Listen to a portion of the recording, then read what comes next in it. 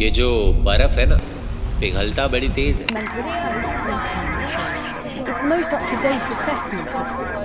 यह एक छोटी सी चिट्ठी है जिसका मैं डाकिया बनना जरूर पसंद करूंगा। बर्फीले चट्टानों से लदा हुआ सर उठाए खड़ा हिमालय शायद आपको शांत नजर आता होगा, पर यह एक ध्यान में लीन ऋषि का प्रतीक है। अगर इसके ध्यान को भंग किया जाता है तो संभावना है तीसरी आंख खुलने की।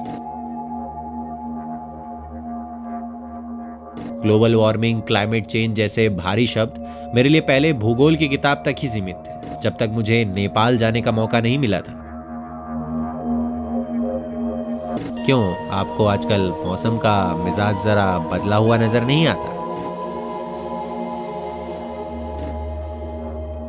इंसान की गलतियां अब उसी पे भारी पड़ने लगी हैं। वैज्ञानिकों का कहना है आने वाले दिनों में सूखा बढ़ेगा, बाढ़ की घटनाएं बढ़ेंगी, बढ़ते तापमान से हिमालय के ग्लेशियर्स पिघलने लगे हैं। जी हां, संभलने का समय आ चुका है। शोधकर्ताओं ने पाया कि पिछले कई 100 वर्षों में हिमालय के ग्लेशियरों ने अपने क्षेत्र का लगभग 40% खो दिया है, जिस कारण विश्व समुद्र के स्तर 0.92 से 1.38 मिलीमीटर तक बढ़ने के लिए पर्याप्त है। शायद आपको ये संख्या बड़ी छोटी नजर आ रही है, पर यही नेपाल जैसे देश के लिए भारी कीमत चुकाने का कारण बन गया है।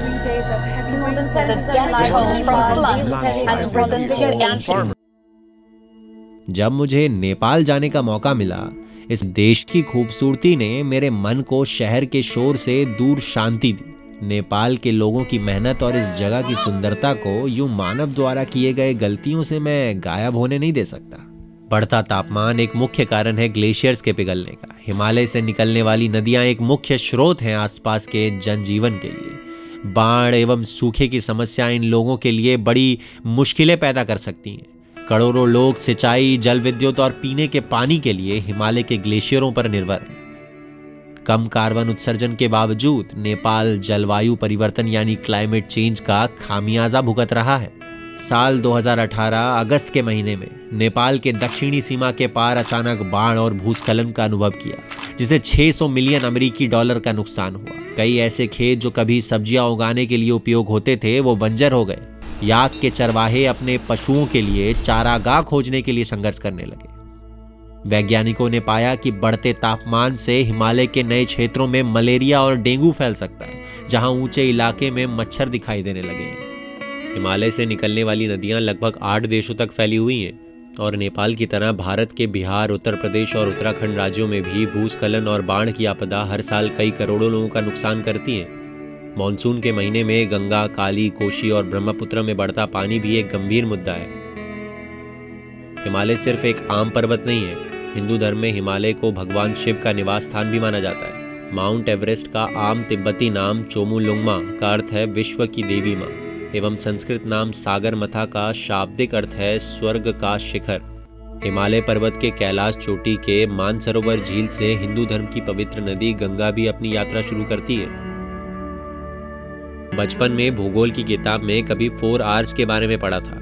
आज उसका सही मायने में अर्थ समझ आ रहा है। Reduce, reuse, recycle, rethink. Reduce यानी हमारे द्वारा पैदा किए जाने वाले कचरे को कम करना। रीयूज यानी वस्तुओं का एक से अधिक बार उपयोग करना, सरल भाषा में पुनः उपयोग। रिसाइकल अर्थात किसी उत्पाद को फेंकने के बजाय उसे नए उपयोग में लाना।